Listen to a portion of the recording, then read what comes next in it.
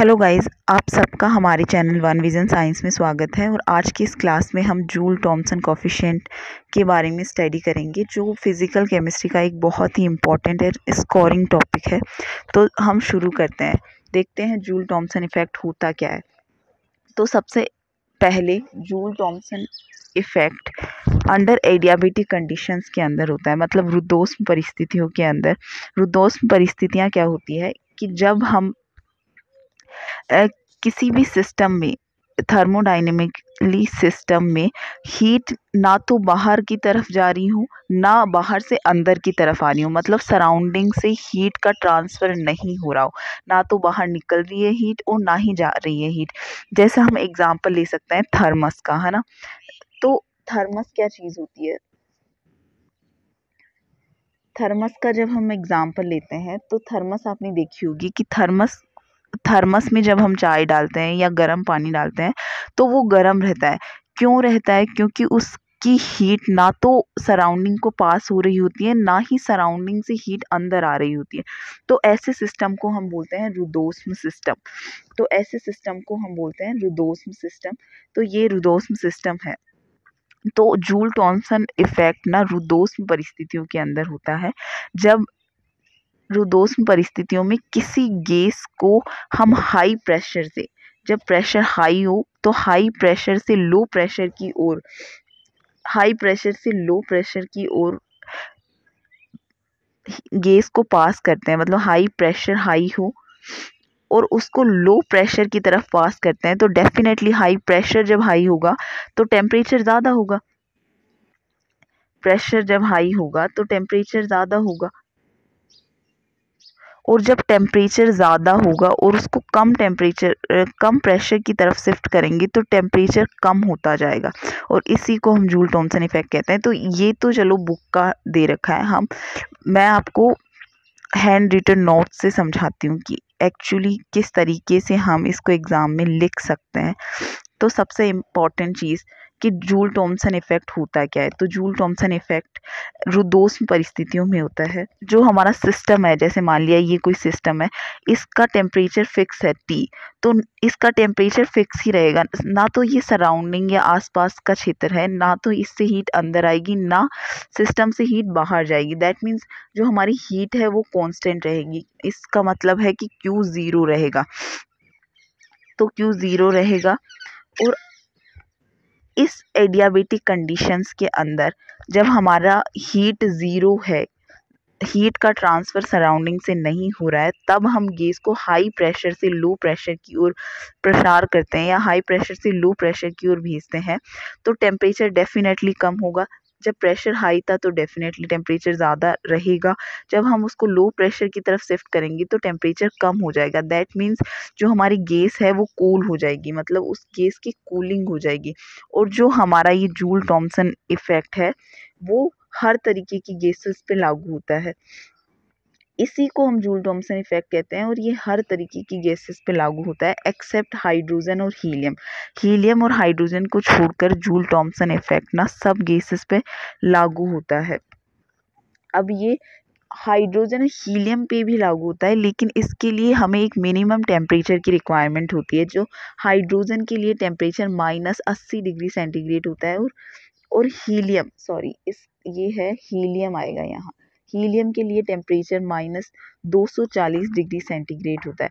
तो जब ये टेम्परेचर इससे कम होता है या इतना होता है, तब ही हाइड्रोजन एंड हीलियम गैसेस क्या करती हैं, जूल थॉमसन इफेक्ट शो करती है। और इस टेम्परेचर को हम क्या बोलते हैं, व्युत्क्रम ताप या इन्वर्जन टेम्परेचर बोलते हैं। तो ये एज ए ऑप्शन भी कई बार एग्जाम्स में पूछा जाता है कि जूल थॉमसन इफेक्ट हाइड्रोजन कितने टेम्परेचर पर शो करती है या हीलियम कितने टेम्परेचर पर शो करती है। ठीक है, अब हम देखेंगे कि जूल थॉमसन इफेक्ट हमने देख लिया। अब जूल थॉमसन कोफिशिएंट क्या होता है। तो जूल थॉमसन कोफिशिएंट हमेशा स्थिर एंथैल्पी पर होता है, मतलब जो हमारी एंथैल्पी है, एंथैल्पी दैट मीन्स H, वो हमेशा ज़ीरो होगा। स्थिर एंथैल्पी पर होने वाला प्रक्रम है, और इसको हम म्यू जेटी से डिनोट करते हैं। जूल थॉमसन कोफिशिएंट को हम म्यू जेटी के सिंबल से डिनोट करते हैं। और इसको हम बोल सकते हैं कि अगर हमारी एंथैल्पी कांस्टेंट है, एंथैल्पी कांस्टेंट है और विथ रिस्पेक्ट ऑफ प्रेशर की रिस्पेक्ट में हम टेम्परेचर में जितना चेंज करते हैं उस चेंज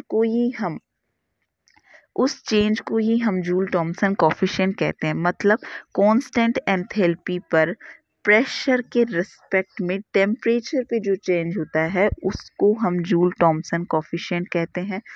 अब हमने बात करी यहाँ एंथैल्पी की, तो एंथैल्पी एक अवस्था फलन है, मतलब एक फंक्शन है जो स्टेट पर डिपेंड करता है, स्टेट फंक्शन है।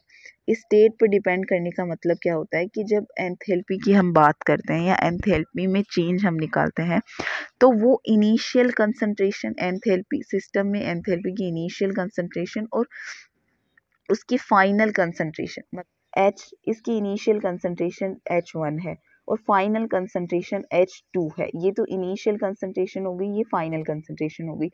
तो जो एंथैल्पी है वो इन दोनों पर डिपेंड करेगी, ना कि इस चीज़ पर डिपेंड करेगी कि इनिशियल कंसंट्रेशन से फाइनल कंसंट्रेशन पर पहुंची कैसे। मतलब पथ पर, रास्ते पर डिपेंड नहीं करेगी, सिर्फ इनिशियल और फाइनल वैल्यू पर ही डिपेंड करेगी। तो इस तरीके से हम कह सकते हैं कि जो हमारा एंथैल्पी है वो एक स्टेट फंक्शन है।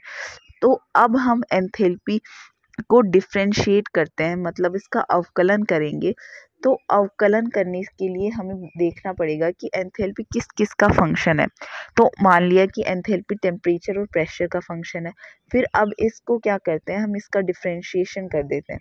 डिफ्रेंशिएशन करने के लिए पहले हम टेम्परेचर को कांस्टेंट रखेंगे, पहले एक बार हम टेम्परेचर को कांस्टेंट रखेंगे और दूसरी बार में हम प्रेशर को कांस्टेंट रखेंगे।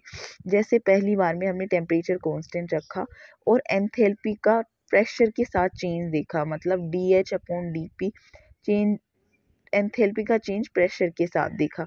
और दूसरी बार हमने प्रेशर को कांस्टेंट रखा और टेम्परेचर के साथ एंथैल्पी का चेंज देखा। तो इस तरीके से हमने H एंथैल्पी का अवकलन या डिफरेंशिएशन फॉर्म निकाल लिया और इसको नाम दे दिया इक्वेशन 2। अब हम जानते हैं कि हीट कैपेसिटी क्या होती है। हमने देखा कि हीट कैपेसिटी किसी भी सिस्टम के टेम्परेचर को, जैसे मान लिया किसी भी सिस्टम के टेम्परेचर को 1 डिग्री सेंटीग्रेड इंक्रीज करने के लिए हमें जितनी हीट देनी पड़ती है उसी को हम बोलते हैं हीट कैपेसिटी। अब हीट कैपेसिटी अगर हम कांस्टेंट वॉल्यूम पर निकालते हैं हीट कैपेसिटी, तो वो इंटरनल एनर्जी की बराबर होती है। इंटरनल एनर्जी या आंतरिक ऊर्जा की बराबर होती है, जिसको डेल यू से हम डिनोट करते हैं। और अगर हम कांस्टेंट प्रेशर पर निकालते हैं तो वो डेल एच, मतलब एंथैल्पी के बराबर होती है। तो हमने देखा अगर इसकी जगह हम QP रख दूं मैं और इसको भी CP कर दूं, CP equals to D, sorry इधर लिख लेते हैं हम कि अगर इसकी जगह हम कांस्टेंट प्रेशर की बात करूं, कांस्टेंट प्रेशर पर हीट कैपेसिटी निकालूं, तो D हीट को भी प्रेशर की रिस्पेक्ट में देखूंगी और DT, तो ये वाला फॉर्मूला आ जाएगा। अब हमें पता है कि QP किसके बराबर होता है, डेल H के बराबर होता है। तो हम ये लिख सकते हैं कि CP equals to del H/dt, ये लिख सकते हैं। तो अब हमने ऊपर देखा, अभी हमने ऊपर चेक किया है कि ये डेल H/डेल T कांस्टेंट प्रेशर पर किसके बराबर हो गया, CP के बराबर हो गया। तो इसकी जगह हम लिख सकते हैं CP और हमने यहाँ इसकी जगह CP लिख दिया। ये CP लिखा तो हमारे पास एक नई इक्वेशन आ गई जिसे हमने इक्वेशन 3 नाम दिया। अब हमें पता है कि जो जूल थॉमसन कोफिशिएंट होता है वो कांस्टेंट एंथैल्पी में होता है। दैट मीन्स DH जो है 0 होगी, तो इस DH की जगह हमने 0 रख दिया यहाँ पे। और सिंपल सी चीज़ करी हमने, ये यहाँ 0 रखा और 0 रखने के बाद जब इस CP को इक्वल की इस तरफ भेजेंगे तो ये माइनस CP/dt हो जाएगा। और अब इस CP को DP को इस तरफ भेज दिया, मतलब ये यहाँ पे मल्टीप्लाई में था, तो जब इधर आया तो ये DT के डिवाइड में हो गया। और ये CP यहाँ मल्टीप्लाई में था, इधर आया तो ये डिवाइड में हो गया। और ये माइनस का साइन हमारे साथ चल रहा है ना। तो इसी तरीके से हमने क्या करा, जो हमने सबसे पहले देखा था, सबसे पहले हमने जो फॉर्मूला देखा था जिसमें हमने बोला था कि म्यू जेटी या जूल थॉमसन कोफिशिएंट किसके बराबर होता है, इक्वल्स टू, हमने बताया था कि D T upon D P at constant enthalpy के बराबर हमारा म्यू जेटी होता है। तो ऊपर वाले फॉर्मूले में हमने ये वाला डेरिवेशन निकाल लिया था, D T upon D P H, और ये डेरिवेशन किसके बराबर था, इसके बराबर था -1 upon C P D H upon D P और टी। तो इस तरीके से हमने जूल थॉमसन कोफिशिएंट का फॉर्मूला डेराइव कर लिया है। इससे हम इन तीनों की वैल्यू, एंथैल्पी की, प्रेशर की और हीट कैपेसिटी की वैल्यू रखकर जूल थॉमसन कोफिशिएंट आसानी से निकाल सकते हैं। और अगर आपको बुक का पढ़ना है तो मैंने बुक का भी इसमें ऐड कर दिया है, ये देख लेना कि बुक का जूल थॉमसन कोफिशिएंट भी ऐड कर दिया है, पर बुक में जो डेरिवेशंस है वो कंप्लीट खोल के नहीं बताई गई है, इसलिए मैंने आपको पूरा डिराइव करके समझाया है। और ये डिस्क्रिप्शन में मैं ये पीडीएफ भी ऐड कर दूंगी। आई होप आपको समझ आया होगा। प्लीज़ अपना रिव्यू शेयर करें और चैनल को लाइक शेयर सब्सक्राइब करें। Thank you so much guys.